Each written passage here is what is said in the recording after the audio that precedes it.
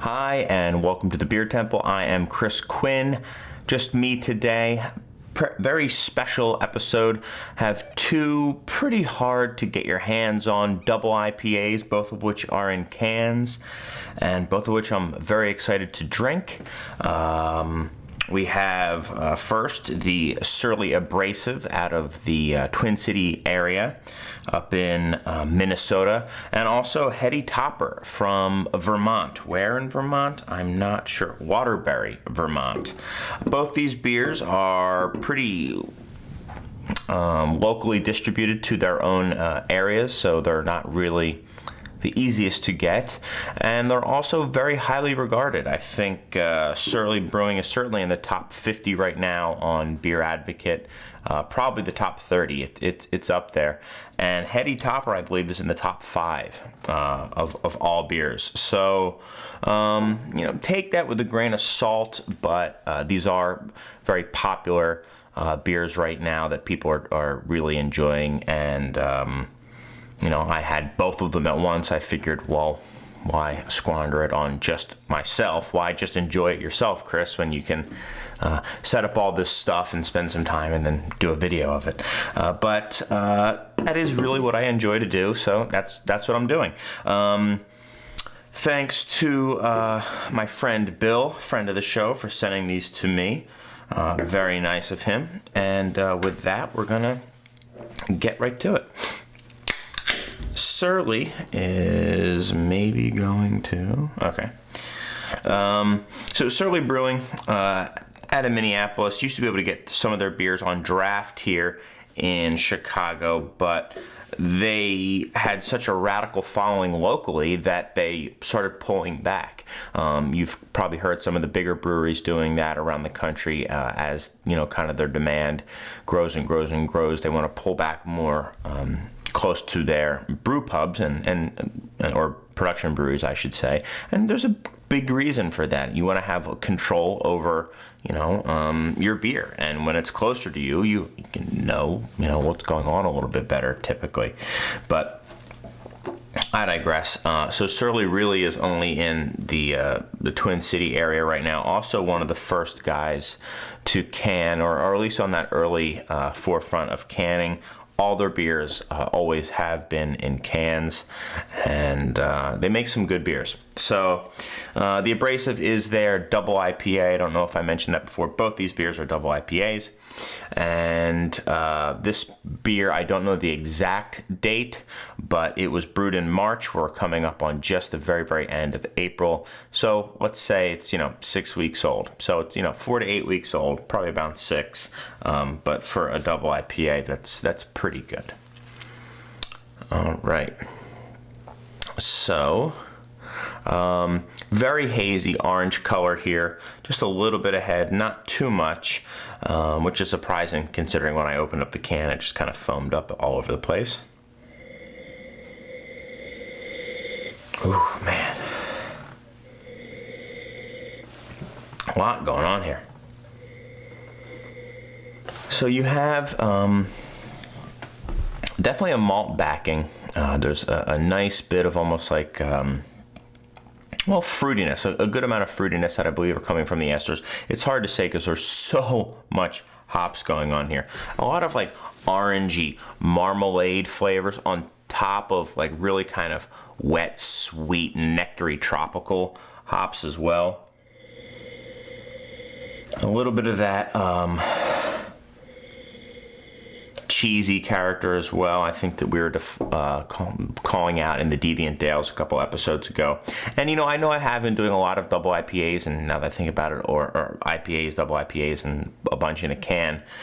To be honest, I've been drinking a lot of hoppy beers lately. I've been craving a lot of hoppy beers lately, and that does kind of play a role into what I like to do.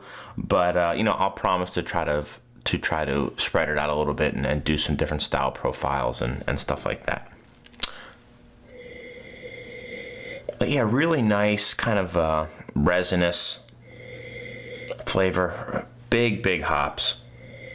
It smells really great. I mean, and I keep smelling and smelling. So on beers like this where they're almost like air freshener beers, I do just love to sit and smell them.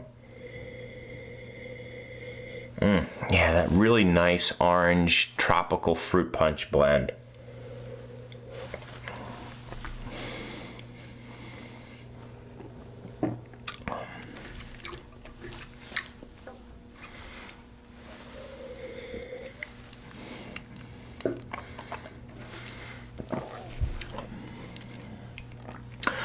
Tons of hops, quite a bit of bitterness, a lot of malt in here too.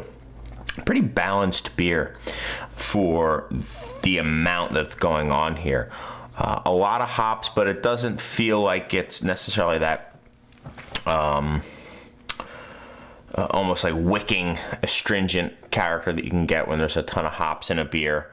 I don't feel like the enamel's being ripped off my teeth necessarily. I don't feel like there's daggers in being stuck into my tongue. And I'm trying to find what the alcohol is here, but it's pretty drinkable.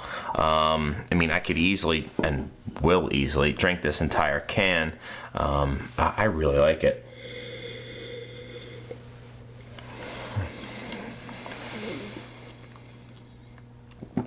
You know what? You do get a little bit of that just hop flavor. Same kind of quality as you're getting in the nose. A hint of vegetative character.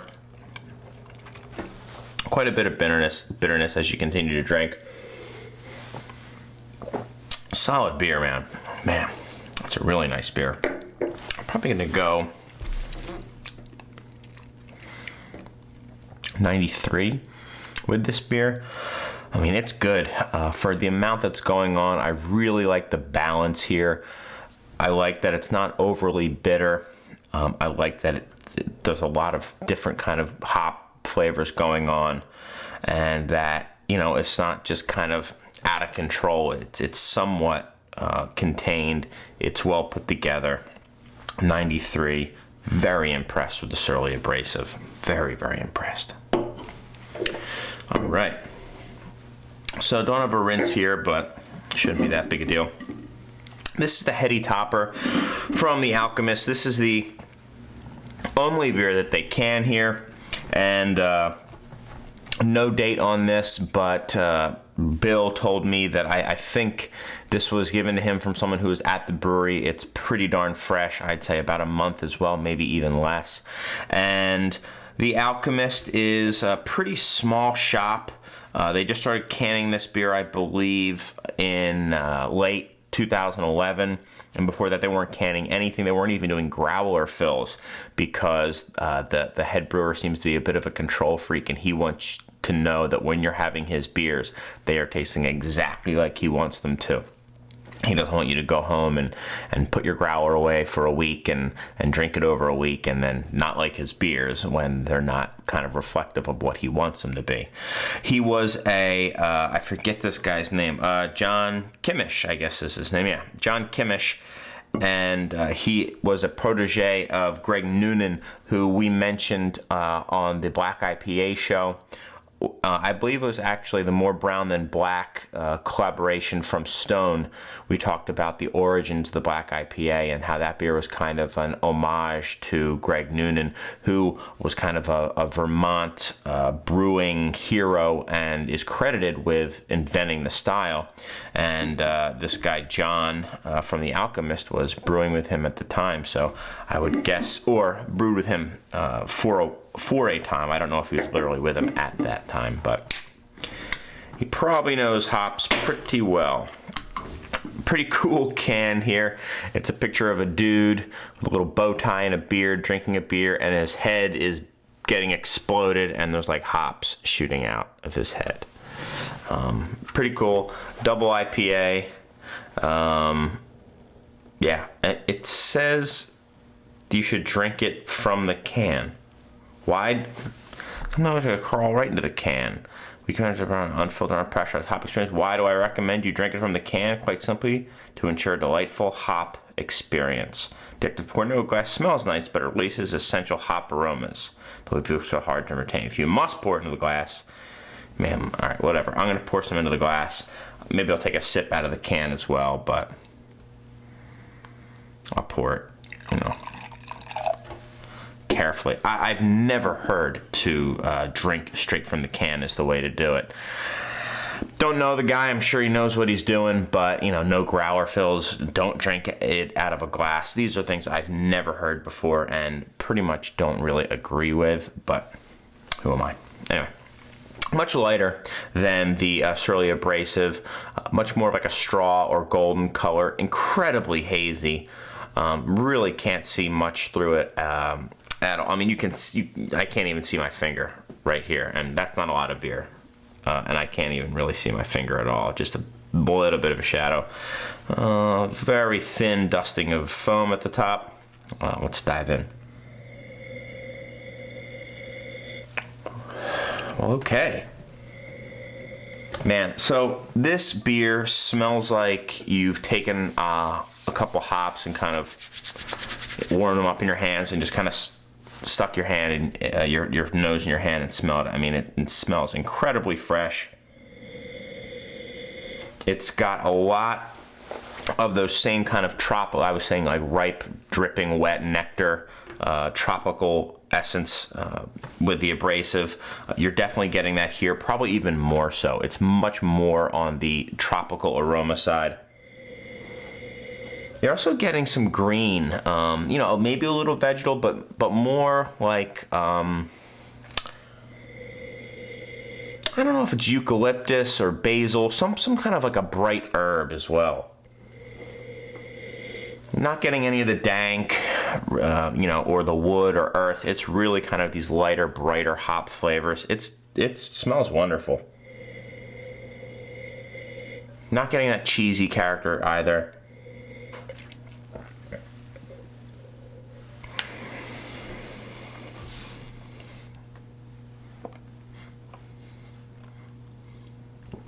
All right. Wow.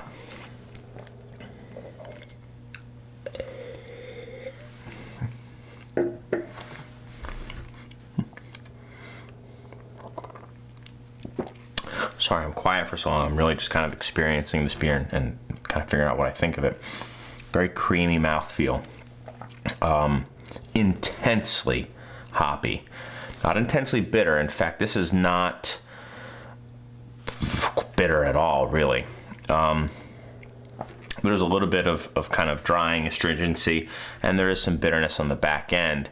But this is the one where you can almost feel like the hop resins just glomming onto your teeth. It is incredibly hoppy. That's all you're tasting. You're not getting any of the balance that you got from the Surly Abrasive.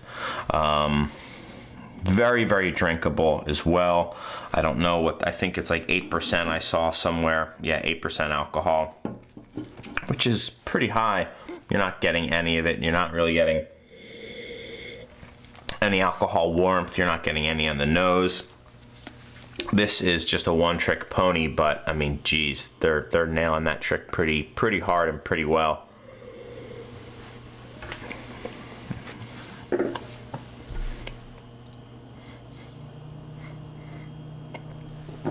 Tons of grapefruit, in addition to that tropical note.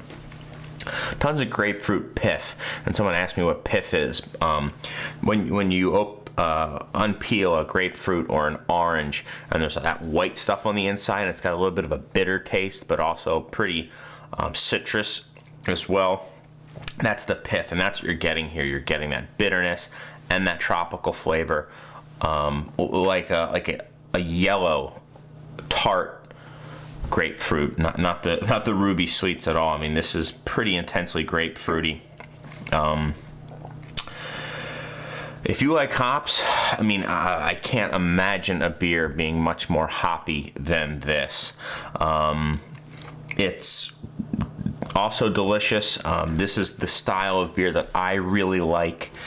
It's light on the bitterness, it's easy drinking, and it's just intensely hoppy.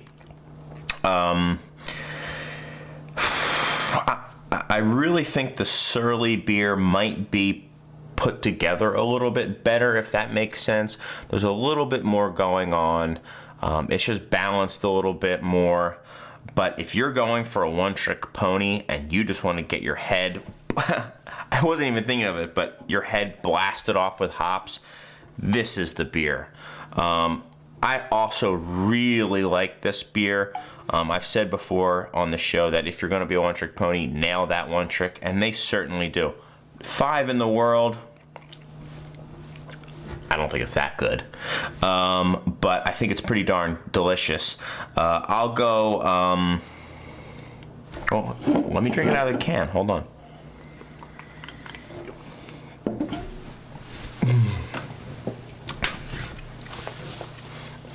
Tastes the same to me. Tastes the same, but although you don't really get the same aromatics. Man, it's a good beer. Actually, it's quite grassy as well. A lot of like fresh cut grass and grapefruit. Much more now, where before I was getting a lot of that dripping nectar. I'm not really getting much of that anymore. I'm getting a lot of grapefruit and grass. 93. I'll go. Is that cheating to say they both are even?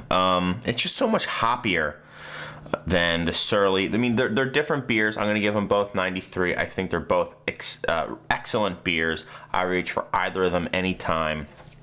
And I'm glad I got to try them. I'm glad I rambled on for a little bit about the two of them.